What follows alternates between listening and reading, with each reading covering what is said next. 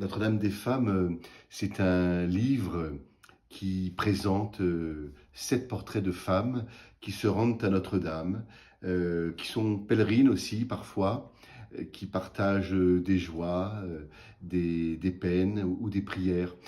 Ces femmes, ce sont pour la plupart des femmes prises dans l'histoire de France, mais aussi des femmes plus de notre époque, plus récentes. Et puis, je termine le dernier chapitre, en tout cas, c'est une femme du 21e siècle qui est chantre à Notre-Dame et aussi organiste et qui nous explique un petit peu le phénomène de la voix dans Notre-Dame de Paris, l'architecture vocale et la façon, ce qu'elle ressent quand elle est à l'orgue. Isabelle Romée se rend le 7 novembre 1455 à Notre-Dame de Paris pour implorer le grand inquisiteur de réhabiliter sa fille suite au procès injuste de Rouen, à l'issue duquel Jeanne d'Arc avait été brûlée. Il y aura deux grandes séances à Notre-Dame de Paris qui vont lancer ce procès en réhabilitation. La deuxième femme que je présente, elle est connue du grand public, il y a eu un film magnifique sur elle, c'est la Reine Margot, et c'est le seul mariage écuménique qui ait lieu dans Notre-Dame de Paris, puisque elle va épouser, Marguerite de Valois va épouser Henri de Navarre, le futur Henri IV.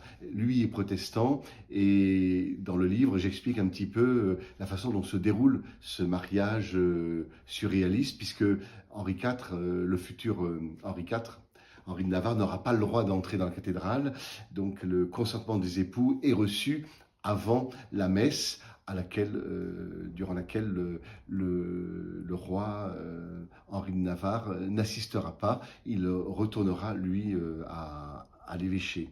Une troisième figure très touchante, celle-ci, c'est la reine Marie-Antoinette qui va se rendre plusieurs fois à Notre-Dame de Paris.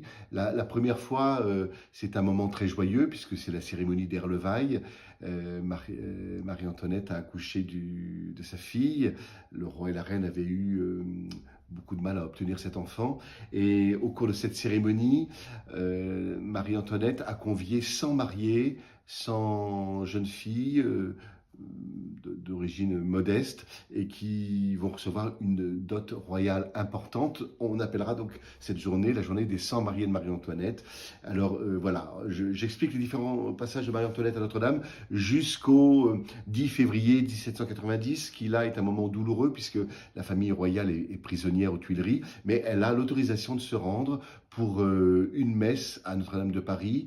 Il n'y a plus d'orgue, il n'y a plus de cloche, mais la reine Marie-Antoinette va consacrer le royaume de France au cœur immaculé de Marie, aidée de sa belle-sœur, Madame Élisabeth.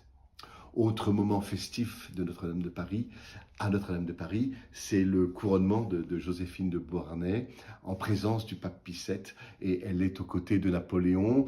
J'ai eu accès à des documents assez inédits qui montrent tout le déroulement de la cérémonie. Puis j'étudie aussi le tableau du peintre David avec ses exagérations et aussi sa vérité. Alors un personnage issu de la littérature française, bien sûr, Esmeralda. On lui doit beaucoup à Esmeralda, on doit beaucoup à Victor Hugo, parce que grâce au succès de Notre-Dame de Paris, Notre-Dame, qui est dans un piteux état, va entrer dans une grande période de réfection grâce à Viollet-le-Duc. Une personne plus proche de nous maintenant, c'est Édith Piaf, qui a chanté Notre-Dame de Paris dans 3 chansons, et notamment une chanson peu connue qui s'appelle Marie la Française, qui est l'histoire d'une pauvre femme prostituée aux États-Unis qui garde son argent parce qu'elle veut revoir Notre-Dame de Paris. Dernier portrait, c'est Rose. Elle n'a donné que son prénom, mais elle est chantre à Notre-Dame de Paris. Elle est aussi organiste à ses heures. Et voilà, elle nous explique un petit peu le mystère de la voix dans Notre-Dame et la magie aussi de projeter la voix et d'aider aussi à faire prier les pèlerins et les foules qui viennent du monde entier. Les témoignages aussi que souvent elle reçoit à l'issue des cérémonies. Et puis, il y a aussi une très belle préface de Colette Nice-Mazur, que je remercie parce qu'elle a écrit des pages magnifiques sur Notre-Dame de Paris, la matrice qui protège et qui garde les pèlerins.